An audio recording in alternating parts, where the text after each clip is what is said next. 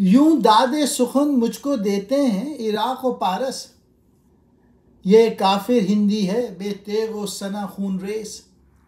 Iraq और Iran के अहले सुखन यानी शायर भी मुझे मेरी शायरी की दाद देते हैं कि ये हिंदी काफिर जो है तलवार और नेज़े के बगैर ही खून रेजी कर रहा है।